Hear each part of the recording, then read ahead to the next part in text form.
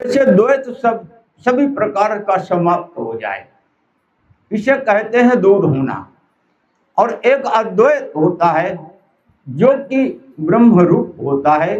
ये माँ दुर्गा जी, माँ सरस्वती जी, माँ लक्ष्मी जी, माँ सीता जी, माँ राधिका जी की कृपा से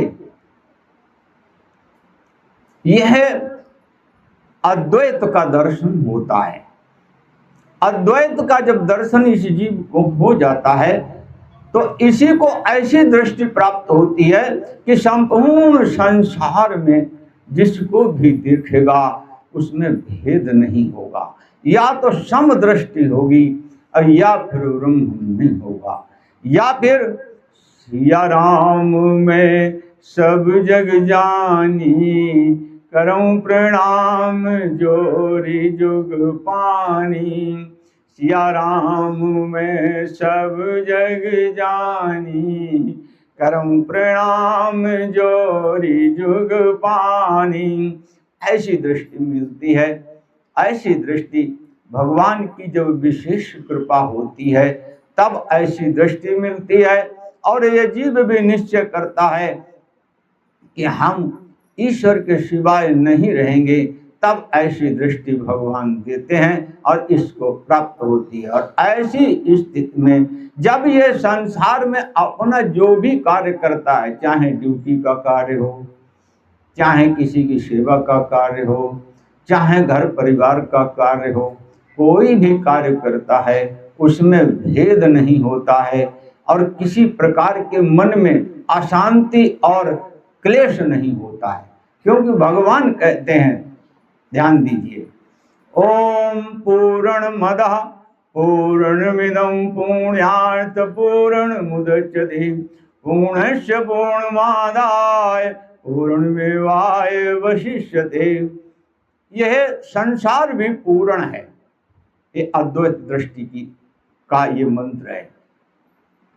यह संसार पूर्ण है और वो भी पूर्ण है, दोनों ही पूर्ण है। ये भी पूर्ण है और वो भी पूर्ण है। और इन दोनों में से अगर कुछ निकालोगे तो वो भी पूर्ण ही होगा। क्योंकि पूर्ण से कुछ भी प्राप्त करोगे तो वो भी पूर्ण होगा। ये भी पूर्ण, वो भी पूर्ण, और उसमें से निकालोगे तो वो भी पूर्ण। पूर्ण का मतलब होता है एकम ब्रह्म द्वितीयो नास्ति। ऐसी दृष्टि प्राप्त हो जाती है। जैसे जीरो है, जीरो में से आप -0 को करोगे तो जीरो ही तो आएगा। उसी प्रकार से संपूर्ण ब्रह्मांड में एक ब्रह्म तत्व, एक ईश्वर तत्व, एक अद्वैत तत्व के अलावा तो कुछ और है ही नहीं। और अगर है कुछ, वो माया रूप है और उससे सदा सर्वदा ये साधक बचता रहता है। ये साधक सदा बचता रहता है और बचते बचते अपने प्रभु जी का और अपने कन्हैया का हो जाता है। सिर्फ समझना, एक और दृष्टि देता हूं, उसको भी समझेंगे। देखिए कैसे मिलती है। एक बार जब रावण का अत्याचार अत्यंत बढ़ गया तो पृथ्वी मां और सभी देवतागण ब्रह्मा जी के पास गए। ब्रह्मा जी के पास गए तो सब लोग बैठे थे, वहां भगवान शिव जी भी थे। सभी लोग आपस में विचार कर रहे थे कि इतनी बड़ी समस्या है, तो इतनी बड़ी समस्या को हल करने के लिए भगवान वैकुंठ लोक में हैं, वहां चलो।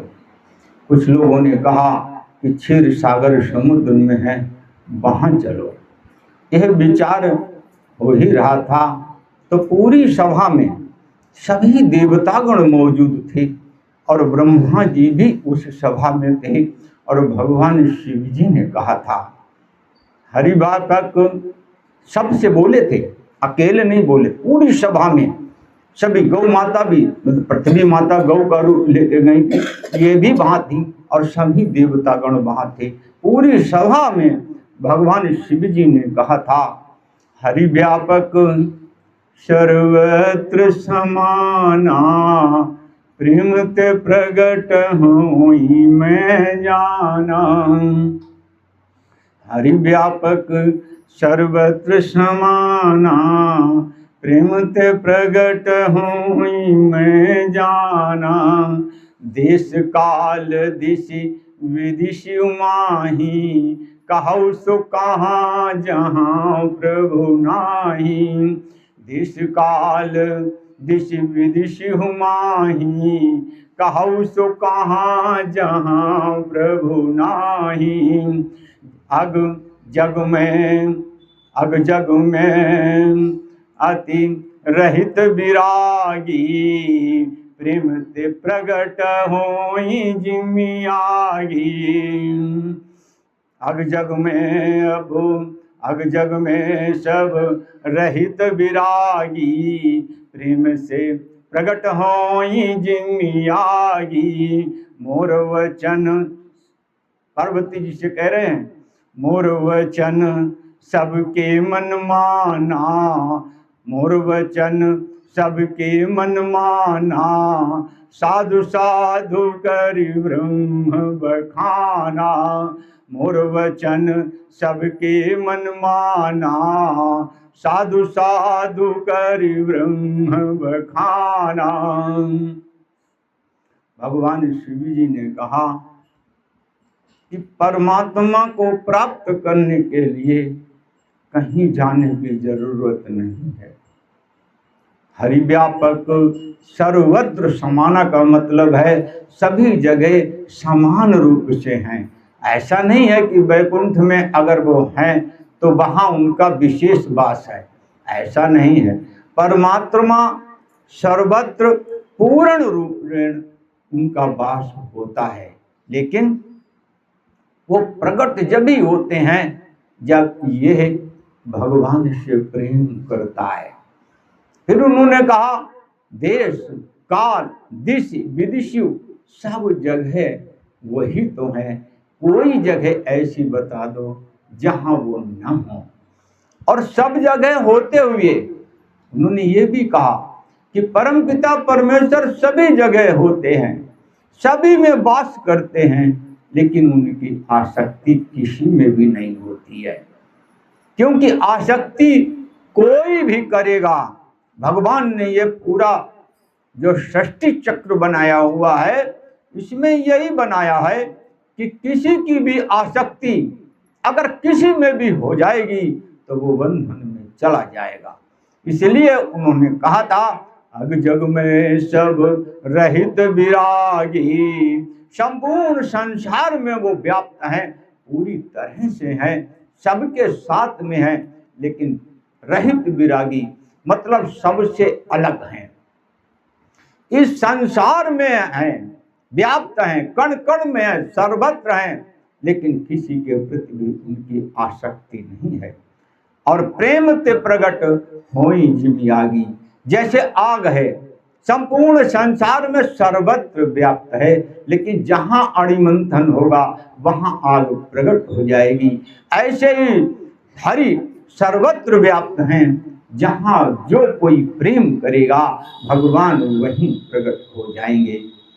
पार्वती जी से भोले जी कहने लगे हमारे वचन को पूरी सभा ने अत्यंत सुख से माना, लेकिन ब्रह्मा जी ने साधु साधु कर अत्यंत सुंदर अत्यंत अच्छा ऐसे कहते हुए उन्होंने पूरी सभा को संबोधित किया। और उन्हीं की बात सुन करके भगवान शिव जी की ये बात सुन करके कि परमात्मा सर्वत्र व्याप्त है और प्रेम से प्रकट होंगे और प्रेम से प्रकट होते हैं, इतने में ही उनका शरीर पुलकित हो गया, कंठ रुंध गया और आंखों से अश्रुधारा बहते हुए उन्होंने भगवान की दिव्य स्तुति की थी। उस स्तुति में उन्होंने कहा था हे परम पिता परमेश्वर, आप ही संपूर्ण संसार को निर्माण करते हो, आप ही संपूर्ण संसार का भरण पोषण करते हो, आप ही संपूर्ण संसार का संहार करते हो, आप ही वेद रूप में हैं, आप ही तत्वदर्शी महापुरुषों के हृदय में परम तत्व के रूप में हैं। आप ही तो संपूर्ण संसार तरह से कल्याण करते हैं। यही सृष्टि उपाई त्रिविधि बनाई संग सहायन दूजा। यही सृष्टि उपाई त्रिविधि बनाई संग सहायन दूजा। हे परमपिता परमेश्वर, जब आपने इस सृष्टि को बनाया था तो आप ही थे और कोई भी नहीं था। और आपने जब इस माया का निर्माण किया, त्रिविधि बनाई, त्रिविधि कहते हैं माया को, और जब आपने इस माया को बनाया उस समय पर भी आप ही थे और कोई भी नहीं था। और आप थे तो आप ही ब्रह्मा रूप में, आप ही भगवान विष्णु जी के रूप में, आप ही भगवान शिव जी के रूप में बन गए हो। आप स्वयं अकेले थे और संपूर्ण सृष्टि को आपने बना दिया। सभी रूपों में आप ही तो बन गए। यह उन्होंने स्तुति की और कोई भी आपके साथ में नहीं। आपने स्वयं इतना बड़ा निर्माण कर दिया। हम आपके चरणों में हैं।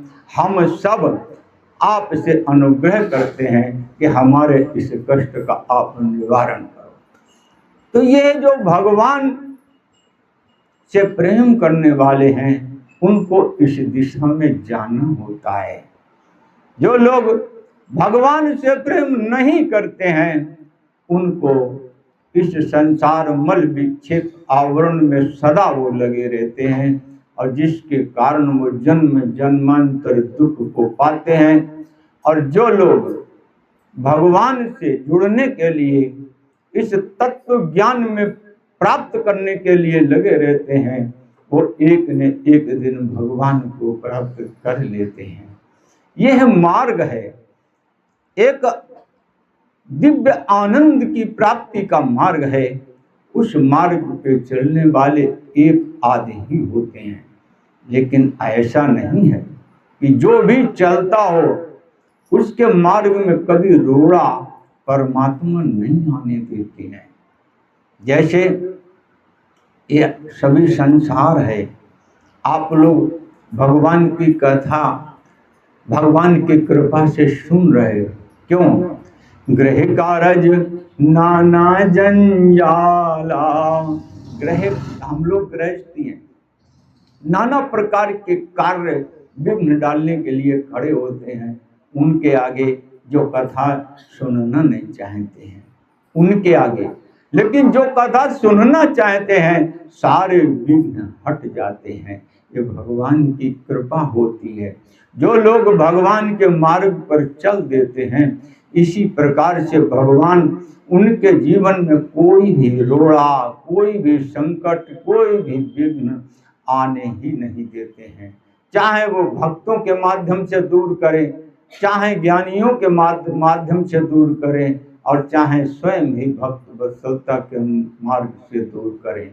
लेकिन चलने के लिए कुछ करना नहीं, सिर्फ एक तरफ यह निश्चय करना होता है, हे परमपिता परमेश्वर, अब तक जो कुछ हुआ, जैसा भी हुआ, जिस अज्ञान के कारण हम आपसे दूर रहे, वो अज्ञान दूर करो। और एक निश्चय होता है कि हमको ये काम करना है, और फिर उसमें चलना ही पड़ता है। और सहयोगियों की बात सुनो, जो धर्म का मार्ग अपनाते हैं, सहयोग देने वाले भी उनके कम नहीं होते हैं, और जो अधर्म का मार्ग अपनाते हैं उनको भी सहयोगी देने वाले कम नहीं होते हैं। दोनों तरफ पलड़ा बराबर होता है। एक पाप कर्म कराता है, एक शुभ कर्म कराता है। यही तो सृष्टि का नियम है। परमात्मा ने मनुष्य शरीर दिया है, इसका सदुपयोग करना चाहिए। और जब भी संशय आए किसी भी प्रकार से कि हम प्रभु जी की ओर नहीं जा सकते, या प्रभु जी से हम संबंध कैसे जोड़ें, हम प्रभु जी के कैसे हों। तो इस संशय, जब भी इस प्रकार का संशय आए, उस समय पर अपने मन को और अपनी बुद्धि को, अपने ज्ञान को भगवान के वचनों के विश्वास पे लगा दो। क्योंकि जब सब कुछ वो ही संभालते हैं, सब कुछ वो ही करते हैं, तो जब तुम परमात्मा की ओर चलोगे तो वो तुमको कैसे छोड़ देंगे? वो नहीं छोड़ सकते। ये विश्वास होना चाहिए, ये निश्चय होना चाहिए। दुनिया साथ छोड़ दे, प्रभु जी हमारा साथ नहीं छोड़ेंगे। या जो धर्म पे चलने वाले व्यक्ति हैं वो हमारा साथ नहीं छोड़ेंगे। ऐसा निश्चय होना चाहिए। जब ऐसा निश्चय करोगे, अपने आप मार्ग खुल जाएगा। हम भी सुखी होंगे, हमारा संसार भी सुखी होगा, हमारे जो मिलने जुलने वाले लोग होंगे वो भी सुखी होंगे, सभी तो सुखी होंगे। क्योंकि भगवान कहते हैं, ओम, ये वैदिक मंत्र है, इस मंत्र को सुनना चाहिए, समझना चाहिए कि सुख कैसे मिलता है, कहाँ होता है। ये कभी नहीं कहना चाहिए कि हे प्रभु जी हमें चाहे जितना दुख दो, अपने चरणों से प्रेम दो। ये कभी मत कहो। अरे प्रभु जी, जब हम आपके हैं तो आप दुख हमारा हरण करो, चाहे शरीर का हो, चाहे मन का हो, और चाहे आंतरिक हो, चाहे बैरिंग हो, हर दुख से हे परम पिता परमेश्वर हमको दूर करो और सच्चे मार्ग में हमें सुख में लगाओ। और हमें ही नहीं, हमारे जितने मिलने जुलने वाले हैं, जो हमसे जुड़े हैं, जिनसे हम जुड़े, सभी सुखी हो ये परम पिता परमेश्वर। ऐसी भक्ति रखनी चाहिए। अब देखिए वैदिक मंत्र क्या कहता है। ओम तचक्षुदेवरहितं पुरुषात् शुक्रमुच्चरत् पश्येम शरदाः शतं जीवेम शरदाः शतं शृण्व्याम शरदाः शतं प्रब्रवाम शरदाः शतं अदीनः श्याम शरदाः शतं भूयस्य शरदाः शतात्। वैदिक मंत्र में ये कहा गया कि हे परम पिता परमेश्वर, हमें देवताओं के हित के कार्य में आप लगाएं और आजीवन लगाएं। क्योंकि परमात्मा ने जो सृष्टि बनाई है, इसमें जो देवता लोग हैं उनकी सेवा करने से ये जीव सुखी होता है। जो हमसे बड़े हैं, चाहे बुद्धि में बड़े हैं, चाहे ज्ञान में बड़े हैं, उनकी सेवा करने से ये जीव सुखी होता है। ऐसे ही देवलोक में जो हमारे देवता हैं, गणेश देव भगवान हैं, भगवान शिव जी हैं, ब्रह्मा जी हैं, माँ दुर्गा जी हैं, उनकी सेवा करने से ये जीव सुखी होता है। ओम तचक्षुदेवरहितं पुरुषात् शुक्रमुच्चरत्। देवताओं की सेवा करने से, देवताओं के वचनों को मानने से, और अपने से बड़ों जो ज्ञानवान हैं, ब्रह्म हैं, ब्रह्म के समान अपना जीवन आनंद में चलाते हैं, उनकी सेवा करने से, देवतुल्य व्यक्तियों के संग में रहने से। देवतुल्य मनुष्य कौन होते हैं? जिनके अच्छे विचार हों, जो अच्छे चलते हों, अच्छे रहते हों। ऐसे लोगों के साथ में रहने से हम भी सुखी होते हैं, वो भी सुखी होते हैं, और संसार भी तो सुखी यही से होता है। और फिर कहा गया कि जैसे हमारी जो उम्र है वो 100 वर्ष की उम्र है। हे परमपिता परमेश्वर, कलयुग में हमारी जो उम्र 100 वर्ष की है, वो आप हमको हमारी 100 वर्ष की उम्र भी हमको पूरी दें। देखो, हम पीछे कुछ भी करके आए हों, लेकिन अपने प्रभु जी से जब हम मिलते हैं, हम उनसे कुछ कहते हैं, तो हमारे जन्म जन्मांतर के पाप नष्ट होते हैं। हमको उनके बताने, वेद भगवान का वचन है, उसको मानने से और उस तरह से उनसे निवेदन करने से हम पूर्णतया सुखी होते हैं। इसलिए हमारा जो शरीर है ये देवताओं के हित के लिए हो, देवतुल्य लोग जो हैं उनके हित के लिए हो। असुर पथ से हम सावधान रहें। असुर पथ का मतलब जो राक्षसी प्रवृत्ति के लोग हैं और राक्षस प्रवृत्ति की जो वृत्तियां हैं जो हर